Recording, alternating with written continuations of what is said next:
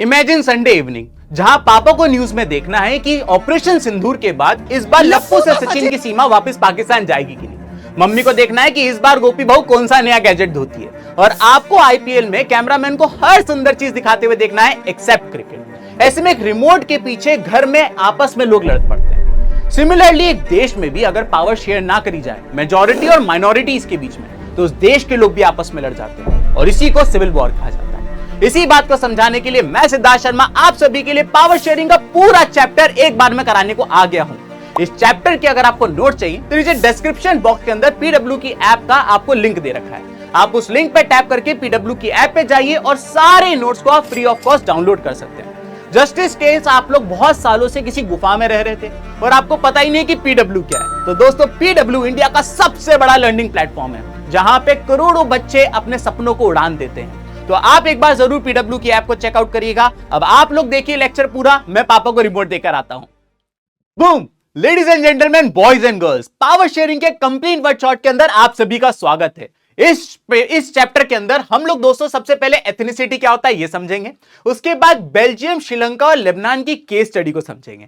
उसके बाद हम ये समझेंगे कि किस किस तरीके से पावर को शेयर किया जा सकता है, यानी कि horizontal division of power sharing और vertical division of power sharing. साथ ही साथ इसके अलावा और कैसे हम डिफरेंट सोशल ग्रुप्स के साथ पावर शेयर करते हैं ये हम समझेंगे। तो ये वाला भी इसका पार्ट है और लास्ट में हम कोalition गवर्नमेंट को पढ़ेंगे।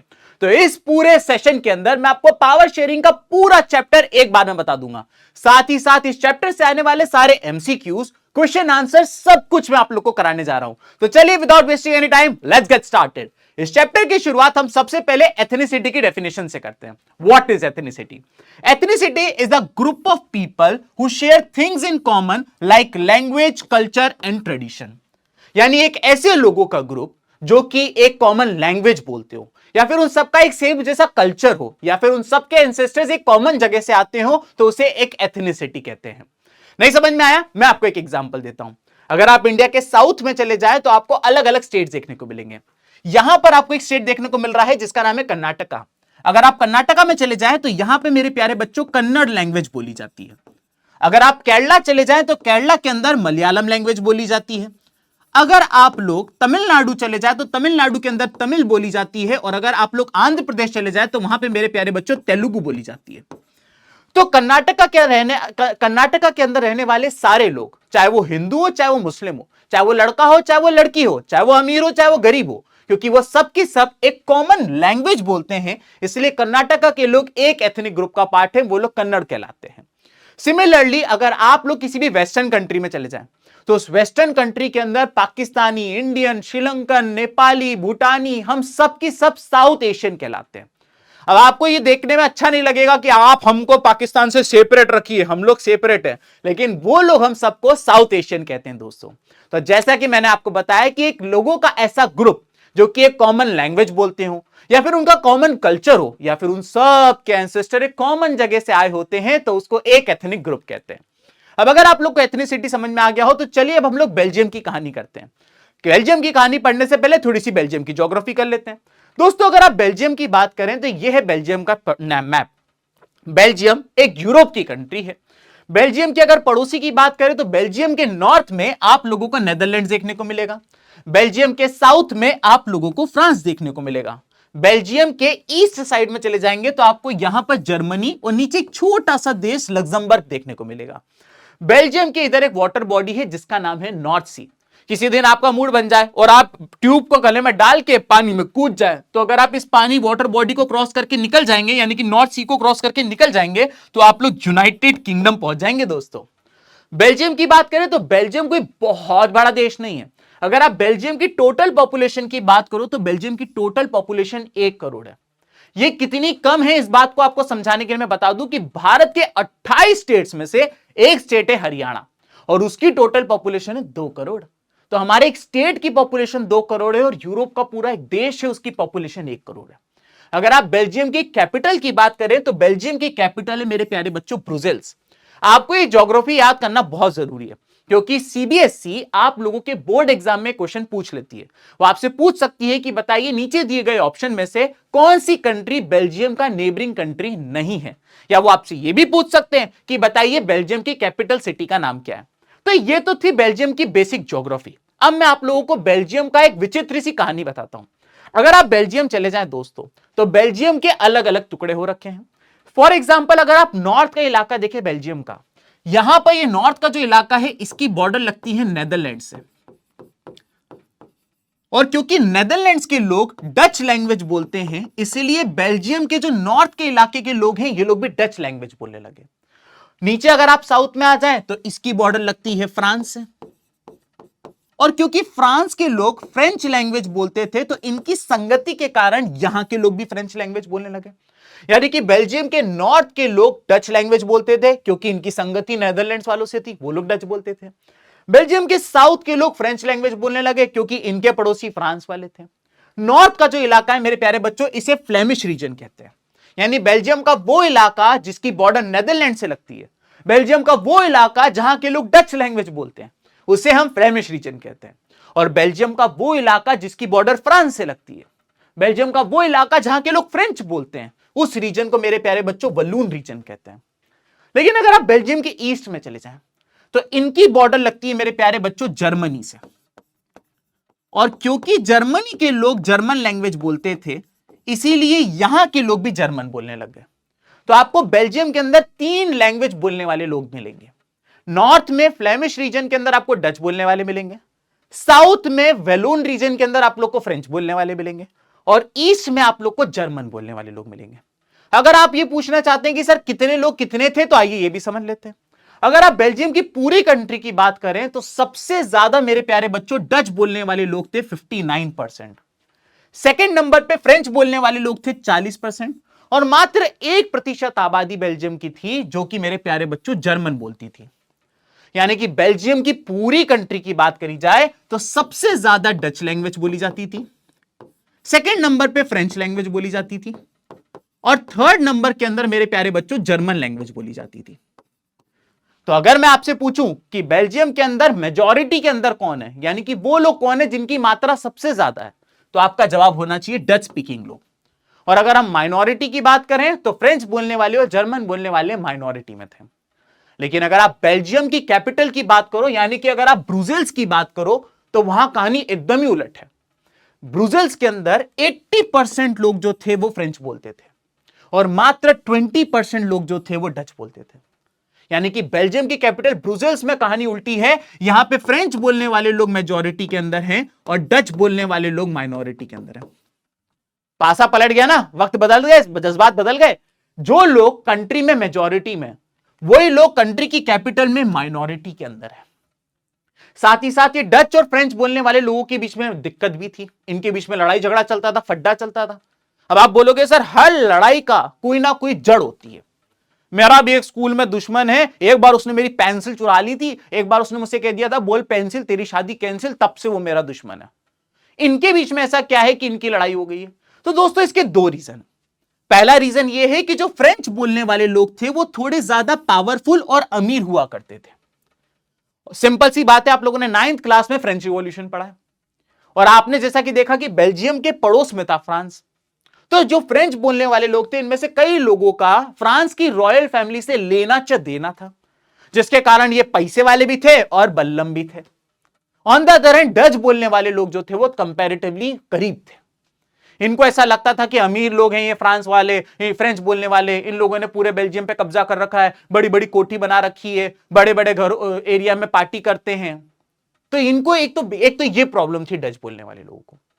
दूसरी बात यहां पे ये बताई गई है कि जब बेल्जियम में इंडस्ट्रियलाइजेशन हो रहा था, इकोनॉमिक डेवलपमेंट हो रहा था, तो इस इकोनॉमिक डेवलपमेंट का फायदा डच स्पीकिंग बोलने वाले लोगों को कम मिला, फ्रेंच बोलने वाले लोगों को ज्यादा मिला।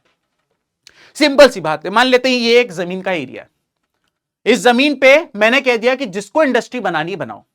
अब इंडस्ट्री तो वही बना पाएगा ना जिसके पास पैसा होगा। फ्रेंच बोलने वाले लोगों के पास पहले से पैसा था, उन्होंने पैसा खर्चा कर करके बड़ी बड़ी इंडस्ट्रीज तान दी। ये बेचारे उस चीज का फायदा ही नहीं उठा पाए क्योंकि इनके पास पैसा ही नहीं था। इन 2 रीजन के कारण डच और फ्रेंच बोलने वाले लोगों के बीच में एक वॉर सी चल रही थी। लड़ाई झगड़ा नहीं हो रहा था, मारपीट नहीं हो रही थी, गाली गलौज नहीं हो रही थी, लेकिन तब भी एक दूसरे को ये लोग हेट करते थे। बेल्जियम की सरकार को यह बात बहुत पहले से पता चल गई, उन्होंने कहा कि इससे पहले यह लड़ाई और बढ़ जाए, चिंगारी आग में बदल जाए, हम इस लड़ाई को सॉर्ट करने के लिए एक नया मॉडल लेकर आएंगे। और इसी चीज को आपको सीबीएसई बोर्ड एग्जाम में पूछता है 5 नंबर के लिए। आपका क्वेश्चन आ जाता है बेल्जियम मॉडल का, अकोमोडेशन इन बेल्जियम। 5 नंबर का क्वेश्चन आएगा दोस्तों, आपको 5 पॉइंट में आंसर देना है। मुझसे अक्सर बच्चे कहते हैं सर नोट्स कैसे बनाए, सर आंसर एग्जाम में कैसे लिखना चाहिए। तो मैं आपको एक बात बता दूं कि आप सारे बच्चों को एग्जाम में आंसर पॉइंटर्स में लिखना चाहिए। अगर 5 नंबर का क्वेश्चन है तो 5 पॉइंट लिख के आइए, 3 नंबर का क्वेश्चन है तो 3 पॉइंट लिख के आइए।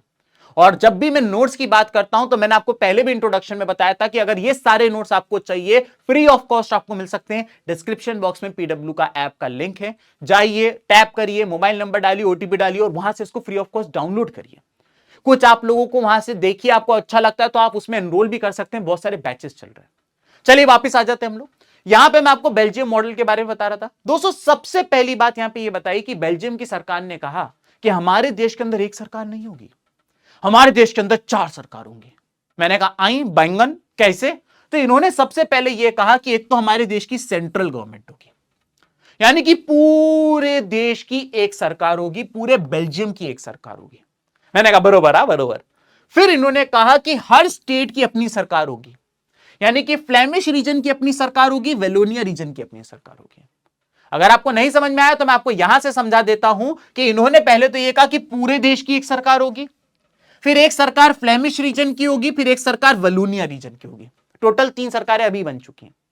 फिर इन्होंने कहा कि इसके बाद हम एक सरकार कैपिटल की अलग बनाएंगे, यानी कि ब्रुसेल्स की एक अपनी सेपरेट सरकार होगी। मैंने कहा ठीक है, एक पूरे देश की सरकार होगी बेल्जियम की, डन। एक फ्लेमिश रीजन की सरकार होगी, डन। एक वैलून रीजन की सरकार होगी, डन। अब आप कह रहे हो एक कैपिटल की भी सरकार होगी, ब्रुसेल्स की भी सरकार होगी, चलो ये भी डन, समझ गया, थैंक यू। बोले नहीं, यहां खत्म नहीं हुआ है, एक और सरकार होगी। और इन्होंने कहा चौथी सरकार होगी कम्युनिटी गवर्नमेंट। मैंने कहा आई कम्युनिटी गवर्नमेंट किस काम की आएगी? बोले बाद में बताएंगे। मैंने कहा चलो ठीक है। तो Belgium model, accommodation of Belgium का पहला पॉइंट यह था कि पूरे बेल्जियम में एक सरकार नहीं होगी, हम 4 सरकार बनाएंगे। एक पूरे देश की सरकार, एक फ्लेमिश रीजन और वलून रीजन की सरकार, एक कैपिटल की सरकार और एक कम्युनिटी गवर्नमेंट। सेकेंड पॉइंट इन्होंने यह करा कि हम लोग बहुत सारी पावर सेंट्रल गवर्नमेंट से लेकर स्टेट गवर्नमेंट को दे देंगे। मान लेते हैं कि आपके घर में आपके जो पिताजी हैं, क्योंकि वो पैसे कमा के लाते हैं, तो उनकी ही घर की में चलती है। भाई घर में कौन सी गड्डी आएगी, टीवी पे क्या चलेगा, वेकेशन पे कहां जाएंगे, ये सब कुछ आपके पिताजी डिसाइड करते हैं। ऐसे में हो सकता है कि आपकी माताजी को लगता होगा हमसे तो कोई पूछता ही नहीं है। लेकिन अगर आपके पिताजी मान लेते हैं कि महीने में 10,000 रुपए माताजी के हाथ में रख दें और बोले सुनो ए जी सुनती हो, आज से 10,000 रुपए तुम्हारे हुए, महीने की ग्रोसरी कहां से आएगी? गुप्ता किराना स्टोर से आएगी या डी मार्ट से आएगी? ये तुम डिसाइड करोगी। क्या आएगा तुम डिसाइड करोगी, कब आएगा तुम डिसाइड करोगी। तो ऐसे में माताजी को भी लगेगा अपनी भी इज्जत है, अब हम वो नहीं रहे जो लिबिर लिबिर किया करते थे। तो मम्मी को भी लगेगा कि हमारे को भी घर में पावर मिली हुई है। उसी तरीके से इन्होंने क्या करा, सेंट्रल गवर्नमेंट से कुछ पावर लेकर स्टेट गवर्नमेंट को दे दी, ताकि स्टेट गवर्नमेंट को भी इंपॉर्टेंस का पता चले। दोस्तों यहां तक क्लियर है? तीसरा पॉइंट, तीसरे पॉइंट में इन्होंने यह करा कि इन्होंने कहा कि भाई जो भी हमारे देश की, मेरे प्यारे बच्चों, हमारे देश की जो भी सेंट्रल गवर्नमेंट होगी उसके अंदर डच बोलने वाले और फ्रेंच बोलने वाले मिनिस्टर इक्वल होंगे। मैंने आपको बताया था ना, देश में एक सेंट्रल गवर्नमेंट थी जो पूरे देश की सरकार थी। बोले इस सरकार के अंदर जितने डच बोलने वाले लोग होंगे उतने ही फ्रेंच बोलने वाले मिनिस्टर्स होंगे। यह बात सुन के डच बोलने वाले मिनिस्टर्स जो थे वो गुस्सा हो गए। उन्होंने कहा यह क्या बात हुई सिद्धार्थ सर, हम ये नहीं सहन करेंगे। मैंने कहा क्यों? बोले कंट्री के अंदर 59% हम हैं, डच बोलने वाले लोग थे 59%। उन्होंने कहा हमारी आबादी ज्यादा है, हमारे मिनिस्टर ज्यादा होने चाहिए। फ्रेंच बोलने वाले लोग तो मात्र 40% है, मात्र 40% है। तो क्योंकि ये लोग कम हैं तो इनके मिनिस्टर्स भी कम होने चाहिए। मैंने कहा ऐसे थोड़ा से सेल्फिश मत बनो, थोड़ा सा रुको, वेट करो, पता चलेगा। तो माना इनकी पॉपुलेशन ज्यादा थी लेकिन मिनिस्टर्स दोनों की इक्वल रखे गए। फ्रेंच बोलने वाले लोग खुश हुए, डच बोलने वाले लोग गुस्सा हुए इस बात से। मैंने कहा रुको, सबर रखो, सब पता चलेगा। और चौथा पॉइंट इन्होंने यह करा कि जो देश की कैपिटल गवर्नमेंट होगी, यानी जो ब्रुसेल्स की सरकार होगी, उसके अंदर भी जितने डच बोलने वाले मिनिस्टर होंगे उतने फ्रेंच बोलने वाले मिनिस्टर होंगे। अब इस बार फ्रेंच बोलने वाले लोग गुस्सा हो गए, क्योंकि फ्रेंच बोलने वाले लोग बोलने लगे कि भाई ये हमारे साथ अन्याय है, हम देश में कैपिटल में 80% है, जबकि डच बोलने वाले लोग कैपिटल में मात्र 20% थे। तो फ्रेंच बोलने वाले लोगों ने कहा हम 80% है, हमारी आबादी ज्यादा है, हमारे मिनिस्टर ज्यादा होने चाहिए। हमारे मिनिस्टर और फ्रेंच बोलने वाले मिनिस्टर, डच बोलने वाले मिनिस्टर इक्वल क्यों हैं? तो ये लोग बहुत खुश हुए, लेकिन इस बार फ्रेंच बोलने वाले लोग गुस्सा हो गए कि हमारी आबादी ज्यादा है, तब भी हमारे मिनिस्टर इनके बराबर रखे गए। तो देखिए किस तरीके से पावर को शेयर किया गया। जहां पहले इनकी आबादी कम थी, तब भी इनके मिनिस्टर उतने ही रखे जितने डच बोलने वाले थे। तो जब कैपिटल की बात आई, जहां इनकी पॉपुलेशन ज्यादा है, तो वहां पे भी मिनिस्टर इक्वल रखे गए ताकि पावर का बैलेंस बना रहे। एक जगह एक को खुश किया तो दूसरी जगह दूसरे को खुश किया। कितना तगड़े तरीके से बेल्जियम ने अकोमोडेशन किया, पावर को शेयर किया। पांचवा और अंतिम, आप बोलोगे सर आप सबके बारे में बात कर रहे हो, डच बोलने वाले मिनिस्टर और फ्रेंच बोलने वाले मिनिस्टर इक्वल हैं, सब कुछ है, लेकिन देश में जर्मन बोलने वाले लोग भी तो थे। भले ही 1% थे, लेकिन थे तो ना। उनका के भैया, उनकी बात सुनिए।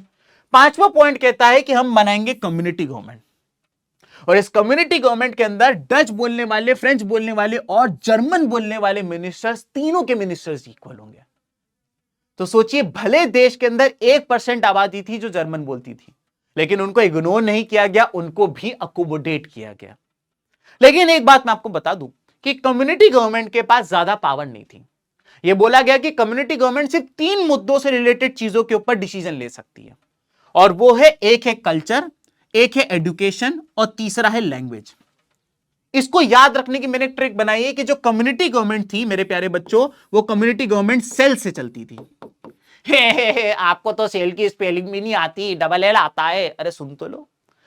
ट्रिक ये है कि C for culture, E for education, L for language.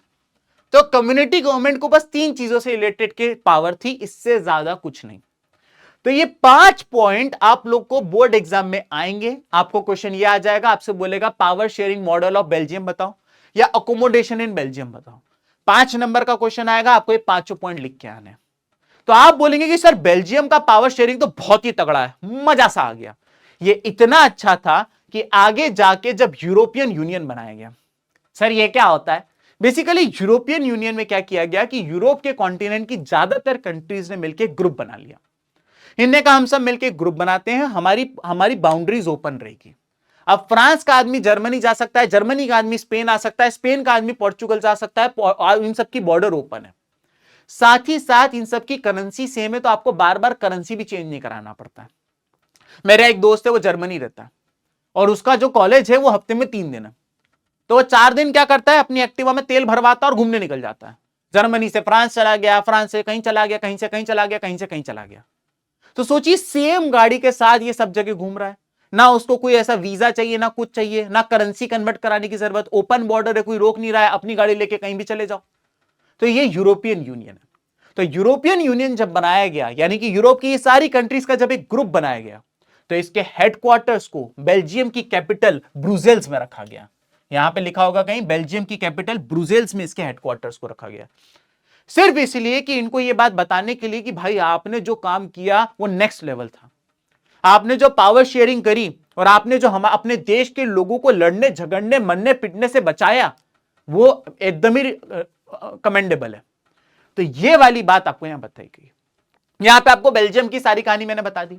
अब आप लोगों को समझने के लिए कि आपको समझ में आया कि नहीं आया, चलिए कुछ आपका एक छोटा सा टेस्ट ले लेता हूं। आपके सामने एक क्वेश्चन आएगा, आपको उस क्वेश्चन को पॉज करना है, इस वीडियो को पॉज करना है, और कमेंट सेक्शन में इसका आंसर देते हुए चलना है, ठीक है? हर आंसर को देने के लिए मैं 3 सेकंड का वेट करूंगा। पहला क्वेश्चन आप सभी के सामने, which one of the following country does not share its boundary with Belgium? आप सभी के पास 3 सेकंड है, वीडियो को पॉज करिए और आंसर दीजिए। 1 2 3, योर टाइम इज अप। बच्चों, इस क्वेश्चन का आंसर है स्वीडन। आशा करता हूं कि आपने आंसर सही दिया होगा। अगर आप बेल्जियम की बात करो, तो मैंने आप लोग को पहले ही बताया था कि बेल्जियम के नॉर्थ में आपको मिलेगा नेदरलैंड्स, बेल्जियम के साउथ में आप लोग को मिलेगा फ्रांस, ईस्ट में आपको मिलेगा जर्मनी, और यहां पे एक छोटा सा देश आपको देखने को मिलेगा जिसका नाम है लग्जमबर्ग। तो ये बेल्जियम के 4 पड़ोसी हैं, लेकिन कहीं भी स्वीडन का नाम नहीं है, इसलिए इसका सही जवाब होगा Sweden. Sweden is not a neighbouring country of Belgium. अगले क्वेश्चन पे जाते हैं। अगला क्वेश्चन आप सभी के सामने आ जाए, विच of the following is the capital city of Belgium? 3 second आपके पास, 1 2 3। आशा करता हूं आपने जवाब दे दिया होगा।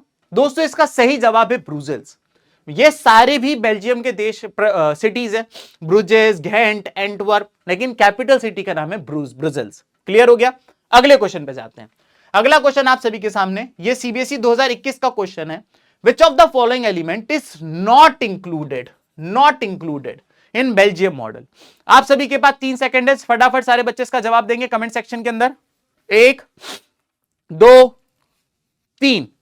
तो मेरे प्यारे बच्चों, इस क्वेश्चन की अगर हम लोग बात करें तो इस क्वेश्चन में सही जवाब है डी, जो आप लोगों ने मुझे लगता है दे दिया होगा। क्यों? सिंपल सा क्वेश्चन समझे। इस क्वेश्चन में इन्होंने कहा है कि कम्युनिटी गवर्नमेंट के पास एडमिनिस्ट्रेशन की भी पावर थी। मैं आपको पहले ही बता चुका हूं कि कम्युनिटी गवर्नमेंट जो थी वो सेल से चलती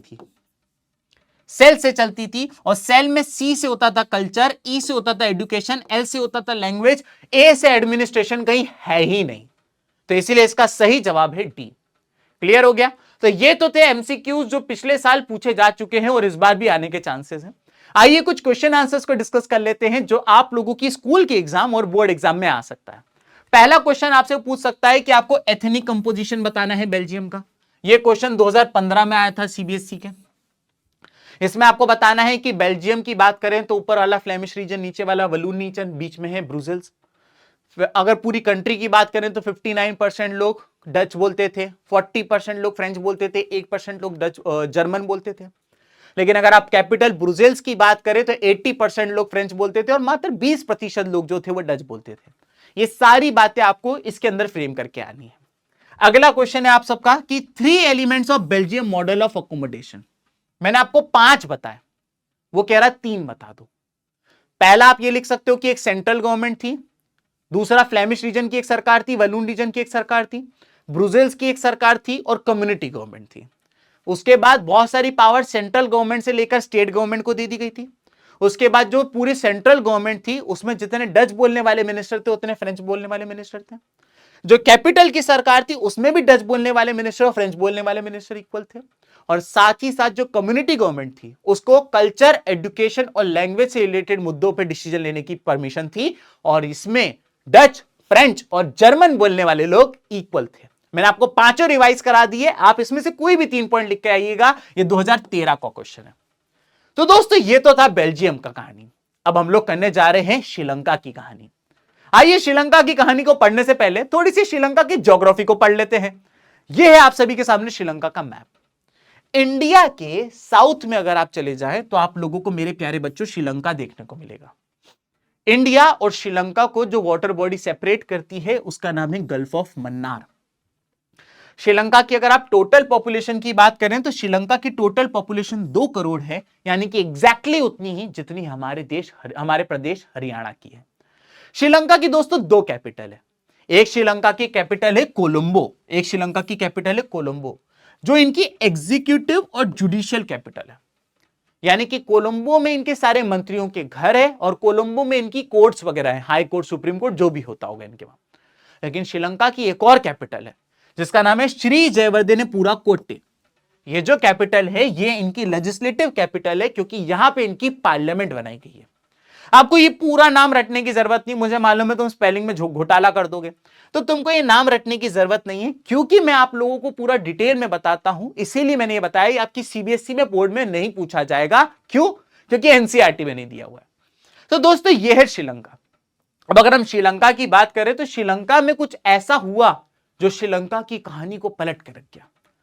इसको समझने से पहले हम श्रीलंका का एथनिक कंपोजिशन समझते हैं। दोस्तों अगर आप श्रीलंका की बात करो तो श्रीलंका में सबसे ज्यादा यानी कि 74% आबादी जो थी वो सिन्हालीज लैंग्वेज बोलती थी। सिन्हालीज एक लैंग्वेज होती है, जैसे हमारे वहां तमिल, तेलुगु, मलयालम, कन्नड़ा, उड़िया, बंगाली, मराठी ये सब होती है, वैसे श्रीलंका में एक लैंग्वेज बोली जाती है जो है सिन्हालीज। श्रीलंका की 74%, देखिए कितना बड़ा अमाउंट श्रीलंका का जो लोग हैं वो सिन्हालीज लैंग्वेज बोलते थे। सेकेंड नंबर पे जो लैंग्वेज बोली जाती थी वो थी तमिल। 18% लोग तमिल बोलते थे। अब आप बोलोगे सर तमिल लैंग्वेज तो इंडिया के तमिलनाडु में बोली जाती है, ये श्रीलंका के लोग कैसे तमिल बोल रहे हैं सर? ये नहीं समझ में आया, मैं समझा देता हूं। दोस्तों कहानी कुछ ऐसी थी कि जिस तरीके से ब्रिटिशर्स ने इंडिया पे राज किया, उसी तरीके से ब्रिटिशर्स ने श्रीलंका पे भी राज किया। और श्रीलंका की जमीन के ऊपर ये लोग चाय के प्लांट बना रखे थे, इन लोगों ने टी प्लांटेशन। तो दोस्तों हुआ ये कि श्रीलंका के टी प्लांटेशन में काम करने के लिए ब्रिटिशर्स ने इंडिया के तमिलनाडु से बहुत सारी लेबर को लेकर गए। ये लेबर लेकर गए थे ब्रिटिशर्स यहां पे काम करने के लिए। लेकिन जब देश को आजादी मिल गई, श्रीलंका को आजादी मिल गई, तो ब्रिटिशर्स तो चले गए, लेकिन ये तमिल बोलने वाले जो लेबर बन के आए थे वो वहीं रुक गए। और इस तरीके से श्रीलंका में तमिल पहुंच गई दोस्तों। ठीक है, तो 18% श्रीलंका के जो लोग थे वो तमिल बोलते थे। और फिर कुछ प्रतिशत लोग ऐसे भी थे जैसे कि जो दोनों लैंग्वेज बोलते थे, यानी कि 7% लोग वो थे जो दोनों लैंग्वेज बोलते थे। अब 1% लोग वो थे जो अदर लैंग्वेज बोलते थे। सिंपल सी बात है यार, श्रीलंका के लोग में कोई ट्राइबल पॉपुलेशन भी तो होगी जो हुला लाला हु करती होगी। तो भाई 1% लोग वो है। तो अगर मैं आपसे बोलूं सबसे ज्यादा जो लैंग्वेज बोली जाती थी वो थी सिन्हालीज। 74% आबादी सिन्हालीज बोल रही है। सेकंड नंबर पे बोली जाती थी तमिल। 18% आबादी तमिल बोलती थी। क्लियर हो गया? तो अगर आपसे कोई पूछे कि श्रीलंका में मेजॉरिटी में कौन थे, तो आपको बोलना है सिन्हालीज बोलने वाले लोग। और आपसे कोई बोले माइनॉरिटी में कौन थे, तो आपको बोलना है तमिल बोलने वाले लोग। दोस्तों आपको एक बात पता है कि ये जो सिन्हालीज बोलने वाले लोग थे ये ज्यादातर बुद्धिज्म रिलीजन को फॉलो करते थे, बुद्धिज्म के फॉलोवर थे ये। On the other hand Tamil बोलने वाले जो लोग थे वो या तो हिंदू हुआ करते थे या तो मुस्लिम्स हुआ करते थे। तो श्रीलंका में अगर एथनिक कंपोजिशन की बात करें तो दो लैंग्वेज बोली जा रही है, एक सिन्हालीज और एक तमिल।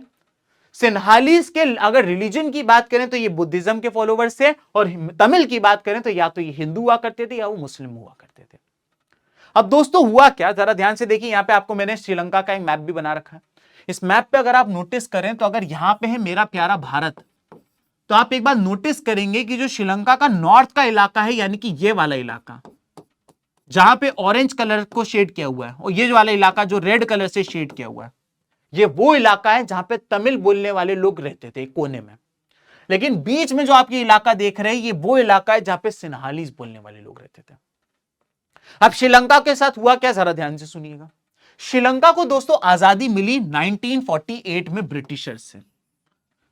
जैसे हमें आजादी मिली थी ना, इंडिया को आजादी कब मिली थी मेरे प्यारे बच्चों? इंडिया को आजादी मिली थी 1947 में।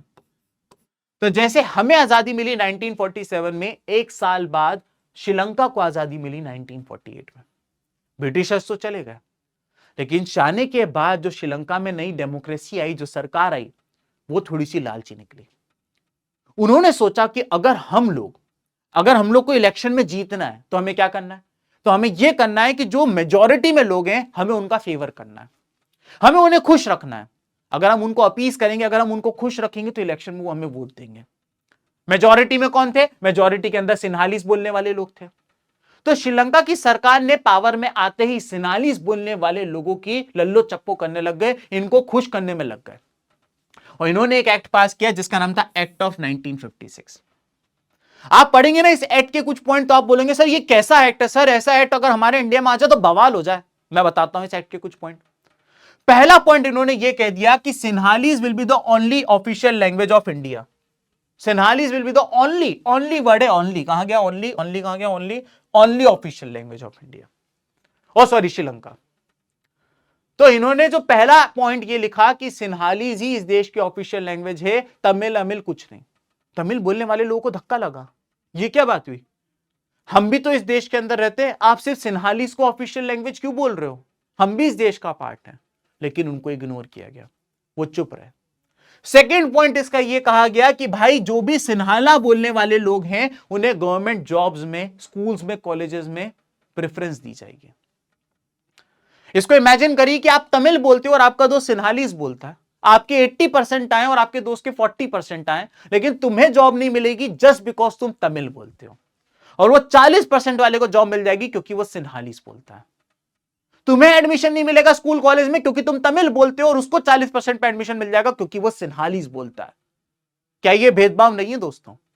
और लास्ट पॉइंट इन्होंने ये बोला कि हम इस देश के अंदर सिर्फ और सिर्फ बुद्धिज्म को प्रोटेक्ट और फॉस्टर करेंगे, सिर्फ बुद्धिज्म को प्रोटेक्ट करेंगे, हिंदू मुस्लिम्स को ना प्रोटेक्ट करेंगे, ना फोस्टर करेंगे, ना प्रमोट करेंगे, हम सिर्फ बुद्धिज्म के आगे बढ़ाएंगे। तो ये सारी बातें जो दोस्तों कही गई, इसको ही शास्त्रों में मेजॉरिटेरियनिज्म कहा गया। आपको एग्जाम में 2 मार्क्स के लिए इसकी डेफिनेशन पूछ ली जाएगी कि बताइए मेजॉरिटेरियनिज्म का मतलब क्या होता है। तो अगर आप मेजॉरिटेरियनिज्म का मतलब बात करें तो अगर किसी देश की मेजॉरिटी पब्लिक के जो लोग हैं, किसी भी देश की जो मेजॉरिटी लोग हैं, अगर वो ये सोचने लगे कि माइनॉरिटीज जाए चूल्हे में, इनके इंटरेस्ट जाए चूल्हे में, सिर्फ हम अपनी बात करेंगे, सिर्फ हम अपनी बात करेंगे, हमारे लोगों को आगे बढ़ाएंगे, तो इसे मेजॉरिटेरियनिज्म कहते हैं। तो ये 2 मार्क के लिए इसकी डेफिनेशन पूछी जा सकती है दोस्तों। मेजॉरिटेरियनिज्म की डेफिनेशन याद करके जाइएगा। श्रीलंका में जो ये सब हो रहा था, धीमे धीमे करके जो तमिल बोलने वाले लोग थे उनका गुस्सा बढ़ता जा रहा था।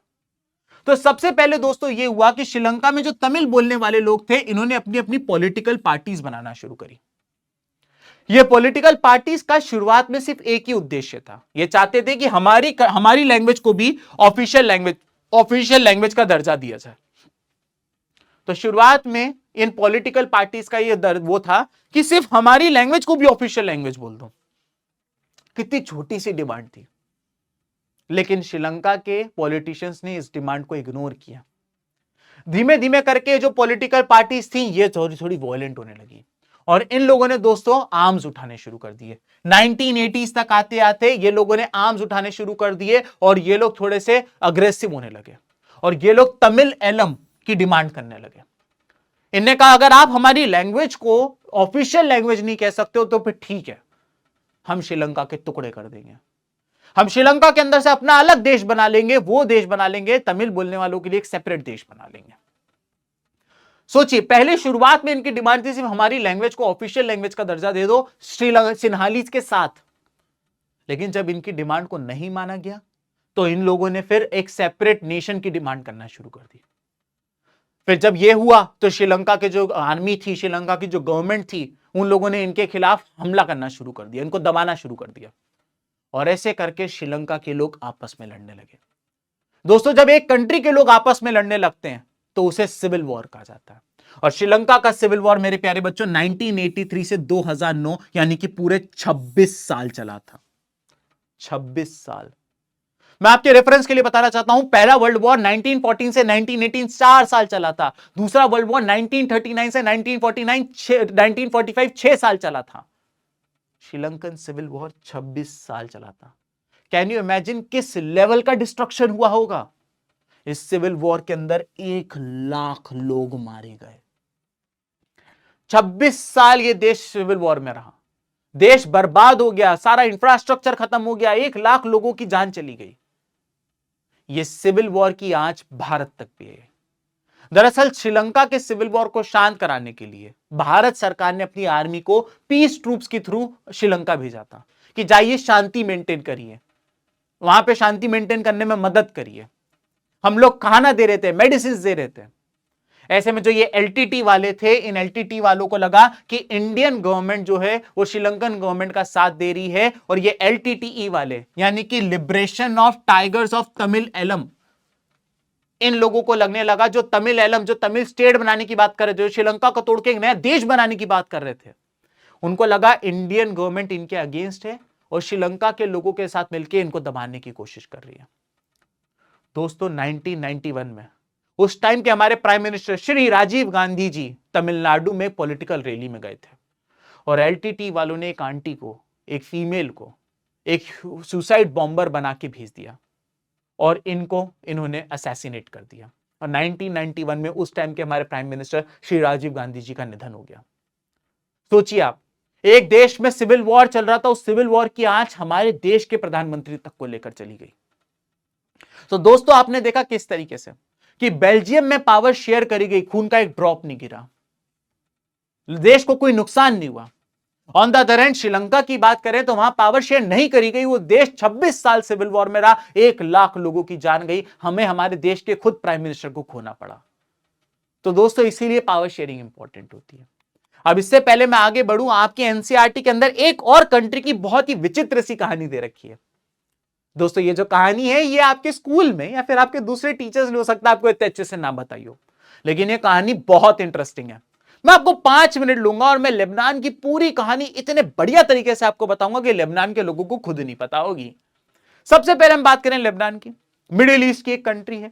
लेबनान की बात करें दोस्तों तो लेबनान के पड़ोस में पड़ता है इजराइल। इजराइल पड़ता है दोस्तों। तो ये है लेबनान। लेबनान की बात करें तो लेबनान को आजादी मिली थी 1943 में फ्रांस से। मेरे प्यारे बच्चों, 1943 में फ्रांस से आजादी मिली लेबनान को। अब ऑब्वियस सी बात है कि अगर फ्रांस के लोग यहां पे रूल कर रहे थे तो फ्रांस के लोग खुद क्रिश्चियन हुआ करते थे, इसलिए लेबनान की भी एक साइजेबल पॉपुलेशन जो थी वो क्रिश्चियन थी। आपको लेबनान के अंदर 3 रिलीजन के लोग देखने को मिलेंगे, क्रिश्चियन, मुस्लिम्स और ज्यूज। 3 अलग अलग रिलीजन के लोग रहते थे लेबनान के अंदर। क्रिश्चियन भी 2 तरीके के होते थे, एक थे मेरोनाइट क्रिश्चियन और एक थे ग्रीक ऑर्थोडॉक्स क्रिश्चियन। मुस्लिम्स भी 2 तरीके के थे, एक थे शिया मुस्लिम और एक थे सुन्नी मुस्लिम। ठीक है, तो भैया अगर आप बात करें लेबनान की तो लेबनान में 3 रिलीजन के लोग थे, क्रिश्चियन, मुस्लिम्स और ज्यूज। क्रिश्चियंस की बात करें तो वो 2 तरीके के थे, मेरोनाइट क्रिश्चियन और ग्रीक ऑर्थोडॉक्स क्रिश्चियन। मुस्लिम्स की बात करें तो वो भी 2 तरीके के थे, शिया मुस्लिम्स और सुन्नी मुस्लिम्स। अगर आप पहले की बात करें तो ध्यान से सुनिएगा, सबसे ज्यादा जो लोग थे वो थे क्रिश्चियंस, सेकंड नंबर पे जो लोग थे वो थे मुस्लिम्स, और बहुत कम लोग जो थे मेरे प्यारे बच्चों वो ज्यूज थे। ये है आपके सामने लेबनान का बिफोर, लेबनान का बिफोर। लेकिन फिर कुछ ऐसा हुआ कि लेबनान का जो ये कंपोजिशन है ये चेंज हो गया। जानते हैं क्या हुआ? मैं आप लोगों को बताता हूं। तो हुआ ये बच्चों कि 1948 में इजराइल बन गया। अब जो ज्यूज हुआ करते थे, ज्यूज के साथ बहुत बड़ा अत्याचार हुआ था, क्योंकि वर्ल्ड वॉर 1 जो था वो 1939 से 1945 तक चला था। इस वर्ल्ड वॉर 1 के अंदर हिटलर ने बहुत सारे ज्यूज का मास जेनोसाइड किया था, मास मर्डर किया था इतने सारे ज्यूज का, बहुत सारे ज्यूज की हत्या कर दी थी हिटलर ने दोस्तों। तो जो ज्यूज थे वो बहुत डरे हुए थे, सहमे हुए थे। पोलैंड से बहुत सारे ज्यूज मारे गए, जर्मनी से बहुत सारे ज्यूज मारे गए। जहां जहां हिटलर की नाजी आर्मी जाती थी वहां वहां जाके वो ज्यूज को मार देती थी। जानते हैं आप कि ये लोग ज्यूज से इतना क्यों चिढ़ते थे? दरअसल इसके 2 रीजन थे। जर्मनी के अंदर जो ज्यूज लोग कम्युनिटी के जो लोग थे वो पैसा उधार में देते थे। तो जो नॉर्मल लोकल जर्मन लोग थे उनको ये दिमाग में लगने लगा कि ये लोग हमें पैसा उधार देते हैं, हमसे इंटरेस्ट लेते हैं, हम गरीब होते जा रहे हैं, ये अमीर होते जा रहे हैं। तो एक तो ये इनकी बड़ी प्रॉब्लम हो गई थी, और दूसरा एक इस तरीके का स्टीरियोटाइप बन गया था कि जो ज्यूज हैं उन्होंने जीसस क्राइस्ट को क्रूसीफाई किया, उनका मर्डर किया, जबकि ये बात गलत है। दोनों ही बातें गलत थी। तो इन 2 रीजंस के कारण, ये 2 स्टीरियोटाइप्स के कारण ज्यूज को पूरे यूरोप से लोग लड़ने लगे, उनको भगाने लगे, उनका मर्डर करने लगे। तो ऐसे में ज्यूज ने कहा हमें अपनी अलग कंट्री चाहिए, नहीं तो हम तो कहीं नहीं जा पाएंगे, दुनिया में कोई हमारा देश नहीं बचा है। तो जाके मेरे प्यारे बच्चों 1948 में इजराइल बना। अब दोस्तों जो इजराइल बना 1948 में, देखो ध्यान से सुनिएगा, मैं आपको पहले भी बता चुका हूं कि लेबनान की बात करें तो लेबनान को आजादी मिली थी 1943 में। ये देखो पिछली स्लाइड में ही बताया था 1943 में लेबनान को आजादी मिली। फिर अगर हम इंडिया की बात करें, मेरे प्यारे भारत की, तो हमें आजादी मिली थी 1947 में। ठीक है, और फिर अगर आप बात करें इजराइल की एंड श्रीलंका की, तो इन दोनों को आजादी मिली थी 1948 के अंदर। तो ये 3 साल आप लोग को याद रखना है। ठीक है, तो जब इजराइल बना 1948 में, तो हुआ ये कि भाई जितने भी यहां पे ज्यूज बोलने वाले लोग थे, इन्होंने कहा अब हमारा देश बन गया है, हम जा रहे हैं, दुआओं में याद रखिएगा। और भाई साहब ये सारे के सारे ज्यूज जो थे वो सारे के सारे ज्यूज वहां से निकल गए। यहां से ज्यूज निकल के कहां चले गए? लेबनान से ज्यूज निकल के इजराइल चले गए। यहां पे आप देख सकते हो लेबनान से ज्यूज निकल के इजराइल चले जाएंगे। क्लियर हो गया? लेकिन दोस्तों इजराइल जिस जमीन के टुकड़े पे बनाया गया था, उस जमीन के टुकड़े पे पहले पैलेस्टीन नाम की एक देश थी और वहां पे मुस्लिम्स रहते थे। तो जब इजराइल बनाया, दुनिया का ज्यूज इजराइल जाके रहने लगा, तो वहां जो मुस्लिम रहते थे उन लोगों ने कहा अब हम यहां से चले जाते हैं। और बहुत सारे जो मुस्लिम्स थे वो पड़ोस के देश, कोई जॉर्डन चले गया, कोई सीरिया चले गया, कोई सऊदी अरेबिया चलेगा, कोई इजिप्ट चले गया और कोई लेबनान चला गया। तो जब ये मुस्लिम्स जा रहे थे, आई रिपीट, यहां पे हुआ क्या? यहां पे क्रिश्चियंस तो उतने ही है, क्रिश्चियंस जो हैं बच्चों वो तो उतने ही है, क्रिश्चियंस तो उतने ही है। लेकिन जो मुस्लिम्स थे, अगर आप मुस्लिम्स की बात करें, लेबनान के बनने और इजराइल के बनने के बाद बहुत सारे इजराइल से मुस्लिम लेबनान आए।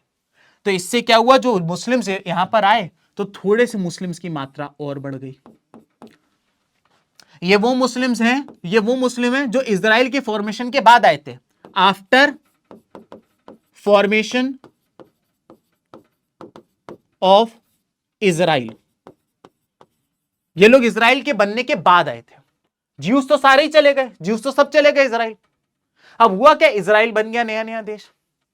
इजराइल एक जूइश देश था, लेकिन आसपास सारे इस्लामिक कंट्री थी।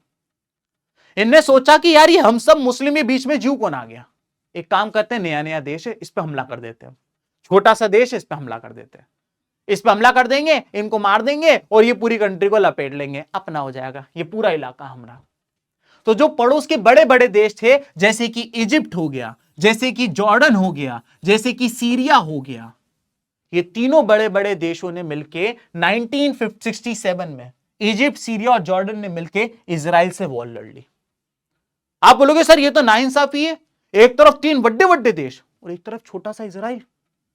इजराइल तो अभी नया नया बना था, इनके पास तो आर्मी भी नहीं होगी, गोला बारूद हथियार भी नहीं होंगे। लेकिन दोस्तों 6 दिन के अंदर इजराइल ने इन तीनों को पलटा दिया। 6 दिन के अंदर इजराइल ने इन तीनों को हरा दिया। और यही नहीं, इजराइल ने हराया तो हराया, एक तरफा हराया, ऐसी बॉम्बिंग करने लग गए कि इजिप्ट, जॉर्डन और सीरिया से भी लोग भागने लग गए। तो 6 डेज वॉर के बाद मेरे प्यारे बच्चों, 6 डेज वॉर के बाद जब लोग भागने लगे तो बहुत सारे इन कंट्री से लोग भाग के लेबनान भागे। तो यहां पे और मुस्लिम्स की एंट्री हो गई, और ये वो मुस्लिम्स थे जो 6 डेज वॉर के बाद, आफ्टर 6 डेज वॉर, 6 दिन के वॉर के बाद इन लोग की एंट्री हो गई। अब आप देख सकते हैं इस देश का एथनिक कंपोजिशन कितना चेंज हो गया है। जहां पहले क्रिश्चियनिटी के लोग मेजॉरिटी में थे, अब अगर हम बात करें तो मुस्लिम जो है वो मेजॉरिटी के अंदर आ गए। अब मुस्लिम जब मेजॉरिटी में आ गए तो ये मुस्लिम्स और क्रिश्चियंस के बीच में कलेश होने लग गया। ज्यूस तो सारे ही चले गए थे, तो इनको तो हटा ही दो, इनके बीच में कलेश होने लग गया। मुस्लिम्स बोलने लगे हमारे फेस्टिवल ज्यादा अच्छे तरीके से बनेंगे, हमारा कल्चर चलेगा, हमारी बात बनेगी। क्रिश्चियंस कहते थे हमारा देश है, हमारा कल्चर चलेगा, हमारी बात मानी जाएगी, तुम लोग तो बाहर से आए हो। तो इनके बीच में भी कंट्री के लोग आपस में लड़ने लगे। और मैं तब से चीख चीख के बता रहा हूं, जब एक देश के लोग आपस में लड़ने लगते हैं तो उसी को सिविल वॉर कहा जाता है।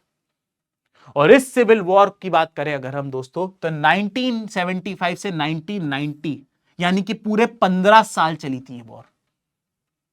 इस वॉर के अंदर 1.5 लाख कैजुअलिटीज हुई थी। अब आप बोलेंगे कि सर एक मिनट एक बात बताइए, श्रीलंकन सिविल वॉर जो थी वो 26 साल चली थी, उसमें 1 लाख लोग मरे। ये मात्र 15 साल के अंदर 1.5 लाख लोग मारे गए। How is it possible sir? इसका रीजन समझिए। इस वॉर के अंदर, ये जो वॉर चल रही थी जिसमें एक तरफ थे क्रिश्चियंस और दूसरी तरफ थे मुस्लिम्स, इनको बाहरी ताकत सपोर्ट करने लग गई थी।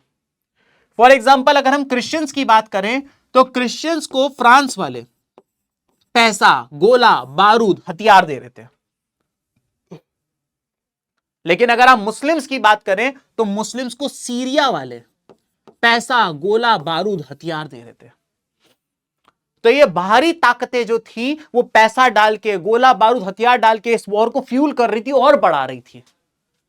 तो बाहरी ताकतों के इन्वॉल्व होने के कारण ये जो वॉर थी ये ज्यादा इंटेंस थी। 1.5 लाख लोग मारे गए। सर फिर इस वॉर का क्या खत्म हुआ? 1990 जब आया तो वॉर कैसे खत्म हुआ? तो बच्चों 1990 जब आया तो ये वॉर कुछ इस तरीके से खत्म हुआ कि लेबनान के लोगों ने दो सॉल्यूशन निकाले। पहला, इनको पता था कि इनके देश के अंदर 4 अलग अलग कम्युनिटी के लोग हैं। ज्यूस तो सारे चले गए, इनको तो हटा दो। 2 तरीके के क्रिश्चियन है, मेरोनाइट और ग्रीक ऑर्थोडॉक्स, और 2 तरीके के मुस्लिम है, शिया मुस्लिम और सुन्नी मुस्लिम। इनने कहा हम अपने देश की सारी पोस्ट को 4 में बांट देंगे।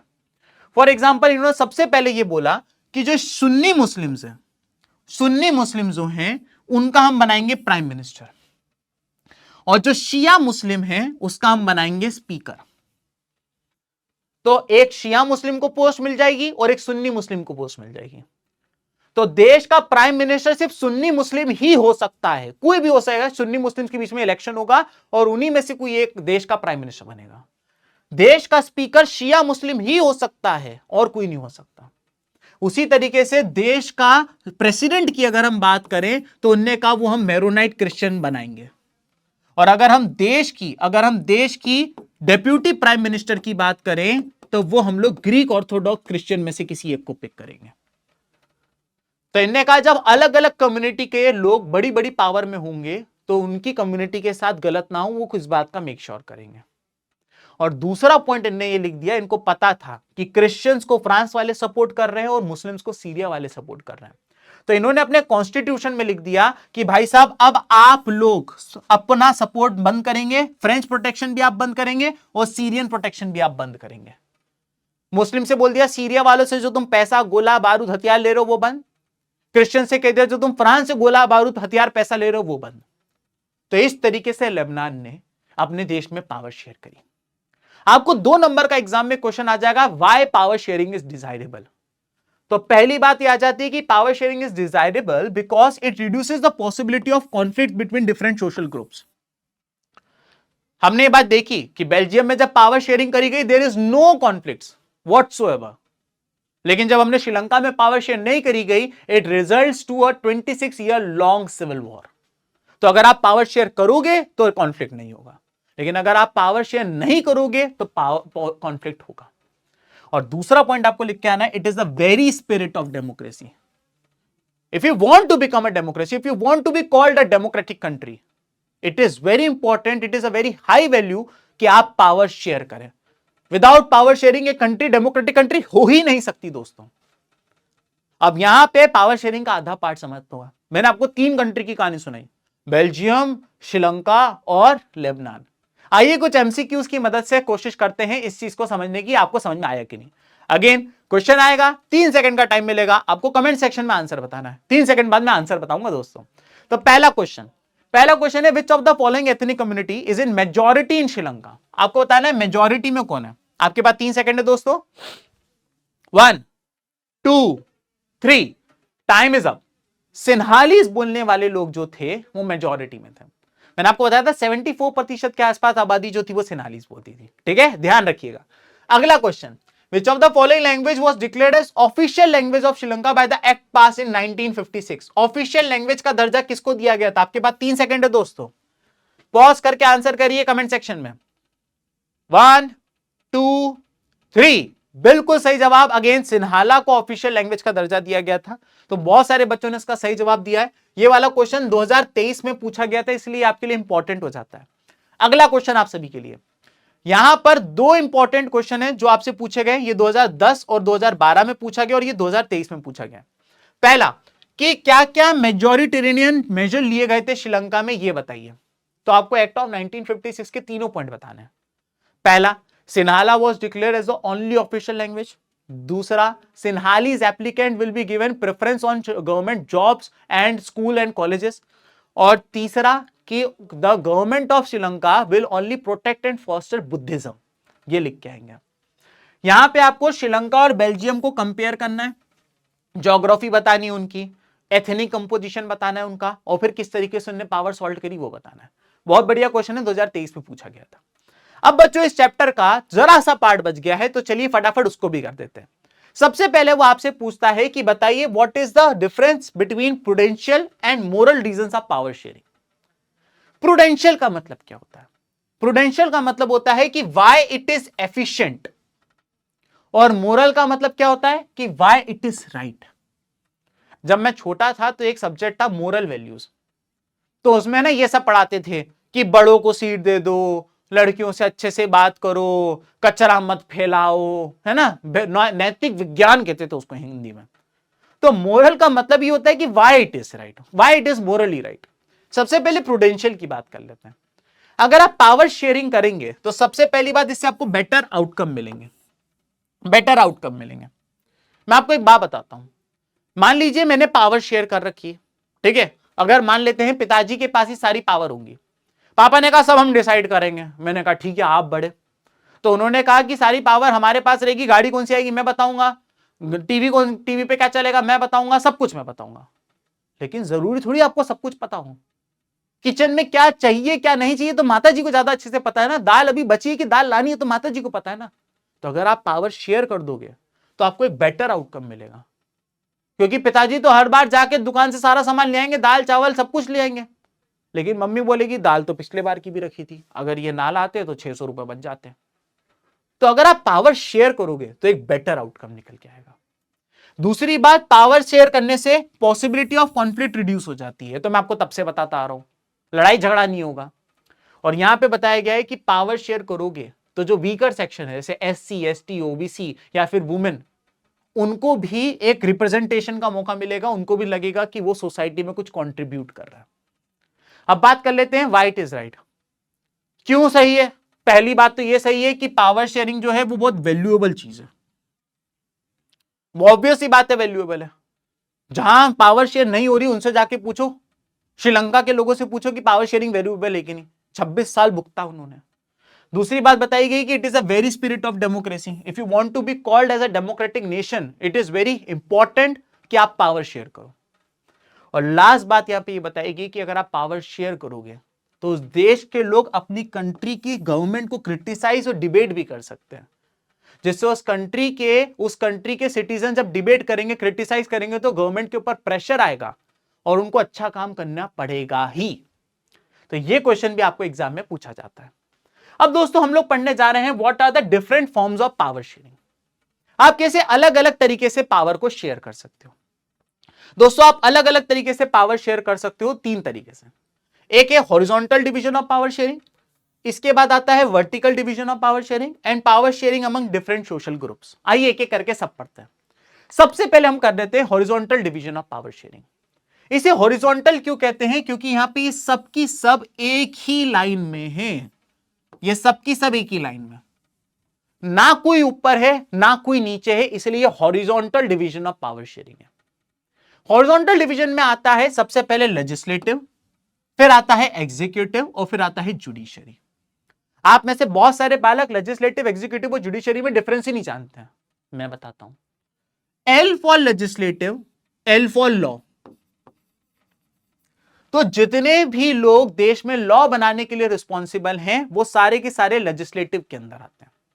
अब हमारे देश में लॉ कैसे बनता है, सबसे पहले लॉ बनाने के लिए आपको जो भी आपका बिल है उसको आपको लोकसभा के पास जाना पड़ेगा लेके। तो जो लोकसभा के 543 मेंबर्स हैं वो उसके ऊपर वोटिंग करेंगे। आप गए, आपने जाके बोला मित्रों आज से इस देश में सिर्फ एक टैक्स लगेगा जिसका नाम है GST। अब लोकसभा के 543 लोग जो हैं वो उसके ऊपर वोटिंग करेंगे। अगर इनमें से ज्यादातर लोगों ने कहा कि हां हम आपकी बात से सहमत हैं तो फिर यह बिल जाएगा आपका राज्यसभा के पास। अब राज्यसभा में आपके 245 मेंबर्स हैं तकरीबन। अब आपको वहां पे जाके बोलना पड़ेगा मित्रों आज से इस देश में एक ही टैक्स लगेगा विच इज GST, जो सहमत हैं थोड़ा थपथपा दीजिए।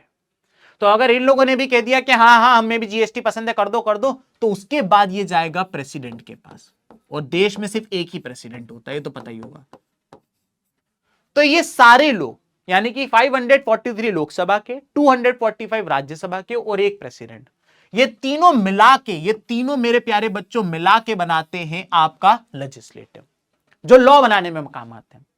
फिर आता है एग्जीक्यूटिव।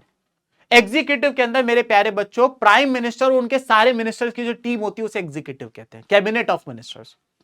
जैसे प्राइम मिनिस्टर अकेले तो सब काम नहीं कर सकते हैं, एक उन्होंने डिफेंस मिनिस्टर लिया, एक हेल्थ मिनिस्टर लिया, एक फाइनेंस मिनिस्टर लिया, एक फॉरेन मिनिस्टर लिया, एक होम मिनिस्टर लिया, एक हेल्थ मिनिस्टर लिया, एक रिवर मिनिस्टर, एक एविएशन मिनिस्टर, एक रेलवे मिनिस्टर। तो ये सारे मिनिस्टर्स की जो टीम है प्राइम मिनिस्टर के साथ, उसे एग्जीक्यूटिव कहते हैं। और लास्ट में आता है जुडिशरी। जुडिशरी के अंदर आपके सुप्रीम कोर्ट वाले सारे आ जाएंगे, हाई कोर्ट वाले सारे आ जाएंगे, डिस्ट्रिक्ट कोर्ट वाले सारे आ जाएंगे। तो देश की जुडिशरी वाले तीसरे आ जाते हैं। ये तीनों हॉरिजॉन्टल डिवीजन के अंदर है, मतलब इन तीनों के पास इक्वल पावर है, किसी के पास ज्यादा नहीं, किसी के पास कम नहीं, सब इक्वल है, इसलिए ये horizontal division of power sharing के अंदर आते हैं। ठीक है, अगर कल को मान लीजिए प्राइम मिनिस्टर कोई काम गलत कर रहे हैं तो उनको लेजिस्लेटिव भी रोक सकती है और उनको जुडिशरी भी रोक सकती है, क्योंकि तीनों एक लेवल पे। अगर मान लीजिए प्राइम मिनिस्टर साहब एग्जीक्यूटिव वाले जो है वो ऊपर होते तो ये दोनों उनको कुछ कर ही नहीं पाते, वो अपनी पावर का गलत फायदा उठाते। तो इसीलिए हॉरिजॉन्टल डिवीजन से आप एक चेक और बैलेंस लगा सकते हो, चेक और बैलेंस लगा सकते हो कि कोई गलत काम तो नहीं कर रहा है, कोई अपनी पावर का गलत इस्तेमाल, दुरुपयोग तो नहीं कर रहा है। हिंदी देखना मेरी, दुरुपयोग। अब तुम लिखने को मत बोल देना, मेरे विकेट गिर जाएंगे। दूसरी डिवीजन ऑफ पावर शेयरिंग आती है, वो है vertical division of power sharing. इसे वर्टिकल क्यों कहते हैं? इसे वर्टिकल इसलिए कहते हैं क्योंकि इसमें एक सबसे ऊपर होता है, फिर उससे नीचे एक होता है, और फिर उससे नीचे एक होता है। जो मुन्ना सबसे ऊपर होता है उसके पास मैक्सिमम पावर होवे है, और जो सबसे नीचे होता है सेनोरिटा, उसके पास सबसे कम पावर होती है। दोस्तों, जब एक देश के अंदर पावर सेंट्रल गवर्नमेंट और बाकी गवर्नमेंट में बटी हुई रहती है, तो उस देश की इस टाइप की गवर्नमेंट को फेडरलिज्म कहा जाता है। यह मैं आप लोगों को बार बार बता चुका हूं ऐप के अंदर। What is federalism? Federalism is a system of government. मैं फिर से बता देता हूं जिन बच्चों ने मुझसे नहीं पढ़ा है। Federalism is a system of government in which power is divided between central government and various constituent units. यानी कि अगर आपके देश के अंदर, पूरे देश के अंदर अगर सिर्फ एक सरकार है, तो आपका देश फेडरल कंट्री नहीं है। लेकिन अगर आपके देश के अंदर एक सेंट्रल गवर्नमेंट है और उसके नीचे कुछ छोटी छोटी सरकारें हैं, तो आपका देश एक फेडरल गवर्नमेंट है। भारत एक फेडरल गवर्नमेंट है। वाई? क्योंकि हमारे पास तो 3 टियर ऑफ गवर्नमेंट है। फेडरलिज्म की डेफिनेशन कहती है कम से कम 2 लेवल होने चाहिए। भारत एक लेवल ऊपर चला गया, हमारे पास 3 टियर ऑफ गवर्नमेंट है। सबसे ऊपर है सेंट्रल गवर्नमेंट, जो पूरे देश को चलाती है, और सेंट्रल गवर्नमेंट के जो नेता होते हैं, जो लीडर होते हैं, उन्हें प्राइम मिनिस्टर कहते हैं। ठीक है, तो इनके जो लीडर होते हैं उनको प्राइम मिनिस्टर कहते हैं। फिर आती है स्टेट गवर्नमेंट, जो हर स्टेट की होती है। मध्य प्रदेश की अलग स्टेट गवर्नमेंट, महाराष्ट्र की अलग स्टेट गवर्नमेंट, उत्तर प्रदेश की अलग स्टेट गवर्नमेंट, बिहार की अलग स्टेट गवर्नमेंट। और हर स्टेट गवर्नमेंट का जो लीडर होता है उसे चीफ मिनिस्टर कहते हैं। तो अगर देश में 28 स्टेट हैं तो 28 स्टेट गवर्नमेंट होंगी। और फिर तीसरे टीयर पे आती है लोकल गवर्नमेंट, जो कि पहले नहीं थी। गांधी जी का सपना था कि देश में लोकल गवर्नमेंट भी होनी चाहिए, लेकिन जब देश आजाद हुआ 1947 में, तो सिर्फ 2 ही टीयर ऑफ गवर्नमेंट थी, सेंट्रल और स्टेट। लेकिन फिर गांधी जी के सपने को 1992 में साकार किया गया with 73rd constitution amendment act and 74th constitution amendment act. Sir ऐसे ही भारी भारी वर्ड बोलते हो, हमारा विकेट गिर जाता और फिर कहते हो अमेंडमेंट एक्ट के हो गए। दोस्तों, हमारा कॉन्स्टिट्यूशन बना, उस कॉन्स्टिट्यूशन में सब कुछ लिखा गया। लेकिन अगर आप उस कॉन्स्टिट्यूशन में कुछ ऐड करना चाहते हो, कुछ चेंज करना चाहते हो, कुछ मॉडिफाई करना चाहते हो, तो उसके लिए आपको अमेंडमेंट एक्ट लेकर आना पड़ता है। तो जो पहला चेंज आया होगा, जो पहला चेंज किया गया होगा, उसको फर्स्ट कॉन्स्टिट्यूशन अमेंडमेंट एक्ट कहा गया। दूसरे चेंज को सेकंड कॉन्स्टिट्यूशन अमेंडमेंट एक्ट कहा गया। ऐसे करके चेंज होते गए 1992 तक आते आते 72 हो चुके थे। फिर हमारी सरकार ने कहा 2 चेंज और। 73rd कॉन्स्टिट्यूशन अमेंडमेंट एक्ट से कहा गया कि जो देश की रूरल पॉपुलेशन है उनके पास होगी पंचायत। यानी कि अगर आप गांव में रहते हो तो आपके पास पंचायत होगी। और 74th कॉन्स्टिट्यूशन अमेंडमेंट एक्ट से कहा गया कि अगर आप अर्बन एरिया के अंदर रहते हो तो आपके पास होगी म्यूनिसिपैलिटी। म्यूनिसिपैलिटी। तो ये 2 कॉन्स्टिट्यूशन अमेंडमेंट ऐड किए गए और हमारे कॉन्स्टिट्यूशन में तीसरा टियर ऑफ गवर्नमेंट जोड़ा गया। और तीसरा टियर ऑफ गवर्नमेंट कहता है कि अगर आप अर्बन एरिया यानी शहर में रहते हो तो म्यूनिसिपैलिटी होगी, और अगर आप रूरल एरिया यानी गांव में रहते हो तो पंचायत होगी। तो दोस्तों, ये वाली बात आ जाती है vertical division of power sharing के अंदर। एक और तरीके से आप पावर शेयर कर सकते हो, power sharing among different social groups. हमने देखा कि आप पावर को अलग अलग लिंग्विस्टिक ग्रुप्स के नाम पे पावर शेयर कर सकते हो। हमने देखा बेल्जियम में हुआ, डच बोलने वाले लोग, फ्रेंच बोलने वाले लोग, जर्मन बोलने वाले लोग के बीच में पावर इक्वली बटी। तो हमने ये बात देखी कि अलग अलग लिंग्विस्टिक ग्रुप्स में पावर बटी। आप अलग अलग रिलीजियस ग्रुप में भी पावर बांट सकते हो। हमने देखा लेबनान में शिया मुस्लिम, सुन्नी मुस्लिम को एक एक पोस्ट दे दी गई, ग्रीक ऑर्थोडॉक्स क्रिश्चियन और मैरोनाइट क्रिश्चियन को अलग एक एक पोस्ट दे दी गई। तो आप रिलीजियस पे भी पावर शेयर कर सकते हो। आप पावर एक और तरीके से शेयर कर सकते हो, अलग अलग पॉलिटिकल पार्टी से। अब ये अलग अलग पॉलिटिकल पार्टीज क्या होती है मैं आपको बताता हूं। कई बार दोस्तों क्या होता है कि हमारे देश में जो लोकसभा है, हमारे देश में जो लोकसभा है उसमें टोटल 543 सीट्स हैं। अब जीतने के लिए कहा जाता है कि जिस भी पॉलिटिकल पार्टी के 543 में से 272 या उससे ज्यादा सीट्स होंगी, वो political party winner winner chicken dinner कहलाएगी, यानी कि विनर कहलाएगी। तो टोटल सीट कितनी है? 543। और जीतने के लिए कितनी चाहिए? कम से कम 272 या उससे ज्यादा। अब हमारे पास दो केस है। केस वन, केस वन ये कहता है दोस्तों कि रिजल्ट आया और भारतीय जनता पार्टी के टोटल सीट आई 300, इंडियन नेशनल कांग्रेस का रिजल्ट में 200 सीट आई, यानी कि उनके 200 कैंडिडेट जीते, और आम आदमी पार्टी के टोटल 43 कैंडिडेट जीते। टोटल कितने थे? 543। उसमें से 300 बीजेपी के जीत गए, 200 कांग्रेस के जीत गए, 43 आम आदमी पार्टी के जीत गए। अब आप बताइए इसमें विनर कौन है? आप बताइए इसमें विनर कौन है? तो आप बोलेंगे सर जीतने के लिए 272 चाहिए, बीजेपी के 300 हैं, तो बीजेपी वाले सर विनर कहलाएंगे।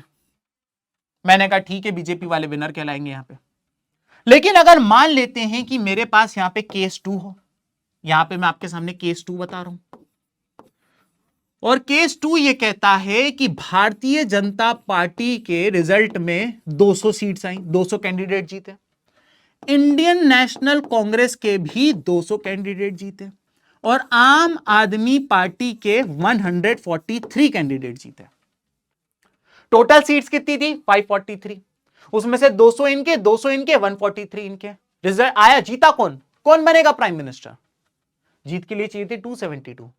ना बीजेपी के हैं, ना कांग्रेस के हैं, ना आम आदमी पार्टी के हैं। तो अब ऐसे में क्या होगा कि 2 या 2 से ज्यादा पॉलिटिकल पार्टीज मिलकर सरकार बनाएंगी।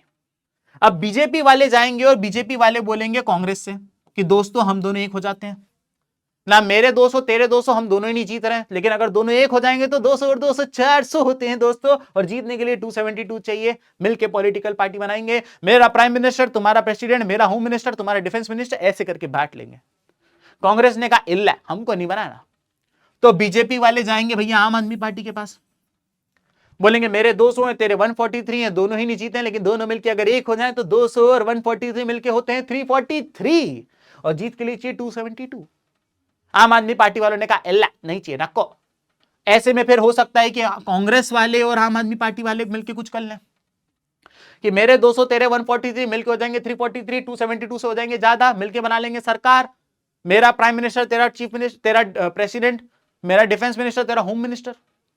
तो जब बच्चों 2 या 2 से ज्यादा पॉलिटिकल पार्टीज मिलके सरकार बनाते हैं तो इसको कहा जाता है कोआलिशन गवर्नमेंट। इसको कहा जाता है कोआलिशन गवर्नमेंट। तो जब 2 या 2 से ज्यादा पॉलिटिकल पार्टी जीत के मिलके सरकार बनाती है तो उसे कोआलिशन गवर्नमेंट कहते हैं। और यही बात यहां बताई गई है कि अलग अलग पॉलिटिकल पार्टीज कई बार मिलके भी सरकारें बनाती हैं। ठीक है, तो ये वाली बात मैंने आपको यहां बताई। लेकिन इसका एक बहुत बड़ा ड्रॉबैक है जो आपकी एनसीईआरटी में फोटो की मदद से दिया हुआ है। What is wrong with this picture? अगर आप थोड़ा सा ध्यान से देखें तो इस पिक्चर के अंदर 2 स्टीयरिंग व्हील है, और कार में स्टीयरिंग व्हील जो होता है वो कार को डायरेक्ट करने में मदद करता है रे बाबा। अगर आप स्टीयरिंग व्हील को भैया ऐसे घुमाएंगे तो गाड़ी राइट घूमेगी, ऐसे घुमाएंगे तो लेफ्ट घूमेगी। लेकिन अगर 2 स्टीयरिंग व्हील हो तो ऐसे में अगर एक ने राइट घुमा दिया और एक ने लेफ्ट घुमा दिया तो ये गड्डी तो कितने नहीं जावे, ये कहीं नहीं जा पाएगी ये गड्डी। और यही हुआ जर्मनी के साथ। दरअसल हुआ क्या कि जर्मनी में 2005 में मेरे प्यारे बच्चों इलेक्शंस हुए, और इस इलेक्शन के अंदर 2 कट्टर दुश्मन पॉलिटिकल पार्टीज थी, दोनों ही मेजॉरिटी में नहीं आ पाई। एक पॉलिटिकल पार्टी का नाम था क्रिश्चियन डेमोक्रेटिक यूनियन और एक का नाम था सोशल डेमोक्रेटिक पार्टी। एक दूसरे के कट्टर दुश्मन। ये बोलते थे नॉर्थ तो ये कहते थे साउथ, ये कहते थे लड़का तो वो कहते थे लड़की, ये बोलते थे सिद्धार्थ सर तो वो बोलता था सिद्धार्थ सर, दोनों ही सिद्धार्थ सर के फैन थे। तो ऐसे में क्या होता था कि ये दोनों पॉलिटिकल पार्टी की बिल्कुल नहीं पटती थी दोस्तों, और जब ये दोनों ही पॉलिटिकल पार्टी नहीं जीत पाई तो इन्होंने सोचा दोनों मिलकर सरकार बना लेते हैं। लेकिन ये बात भूल गए कि दोनों तो दुश्मन है, तो ये किसी भी डिसीजन तक पहुंच ही नहीं पाते थे। कोई भी डिसीजन लेना होता था तो क्रिश्चियन डेमोक्रेटिक यूनियन कहती थी हम ये करेंगे, तो सोशल डेमोक्रेटिक पार्टी कहती थी हम वो करेंगे। ऐसे में इस कार की तरह ही जर्मनी के हाल हो गए थे, जर्मनी कहीं पहुंच ही नहीं पा रहा था। और ये इस कार से बताया गया है कि कोalition गवर्नमेंट के कई बार ये भी दिक्कतें आती हैं। ठीक है दोस्तों, अब यहां पर 2 क्वेश्चन जो इससे पूछे जा सकते हैं, एक क्वेश्चन 2010, 11, 12 3 साल लगातार पूछा गया था। Very good. Explain 2 main reasons why power sharing is important. मैंने बताया पहला reason, power sharing reduces the conflict among people. Power share करोगे तो लड़ाई झगड़ा नहीं होगा। और दूसरा मैंने आपको यह बताया था कि power sharing is a very spirit of democracy. दूसरा क्वेश्चन आपको बताना है कैसे अलग अलग तरीके से पावर शेयर करी जा सकती है। तो इसमें आपको बताना है एक हॉरिजॉन्टल डिवीजन होता है जहां पे पावर लेजिस्लेटिव, एग्जीक्यूटिव, जुडिशरी में बटी होती है। और हॉरिजॉन्टल डिवीजन में सबको इक्वल पावर होती है, ना किसी के पास ज्यादा ना किसी के पास कम। फिर एक होता है वर्टिकल डिवीजन जिसमें power central government, state government और लोकल गवर्नमेंट में बटी होती है। जब पावर इस तरीके से वर्टिकली डिवाइडेड होती है तो उसे फेडरलिज्म कहते हैं उस देश को। उसके बाद आप पावर शेयरिंग अलग अलग डिफरेंट सोशल ग्रुप्स में भी कर सकते हो, रिलीजियस और लिंग्विस्टिक में भी और अलग अलग पॉलिटिकल पार्टीज में भी। दोस्तों इसी के साथ हमारा ये वाला चैप्टर हो गया है समाप्त। आप लोग मुझे कमेंट सेक्शन में जरूर बताइएगा कि आप लोगों को ये वाला चैप्टर कैसा लगा। मेरी पूरी कोशिश थी कि मैं एक एक चीज आपको सिंपल और इंटरेस्टिंग तरीके से बताऊं, तो मैं आप लोगों के कमेंट्स का जरूर करूंगा वेट। आप सारे बच्चे इस सेशन को लाइक जरूर करिएगा और कमेंट सेक्शन में बता के जाइएगा कि आपको कैसा लगा। एक होमवर्क क्वेश्चन मैं आपको लोग के देके जा रहा हूं, इसका जवाब आप लोगों को मुझे कमेंट सेक्शन में देना है। क्वेश्चन ये कहता है कि a believe that majority community should be able to rule a country in whichever way it wants by disregarding the wishes and needs of the minority is called. तो जब majority वाले सिर्फ अपनी अपनी चलाते हैं, माइनॉरिटी वालों को सप्रेस कर देते हैं, दबा देते हैं, तो इसको शास्त्रों में कहा क्या गया है? ये आपके ऑप्शन है, कमेंट सेक्शन में मुझे बता के जाइएगा। तो बच्चों आज के लिए केवल इतना ही। Till next time, bye bye बच्चों, टेक केयर, बाय।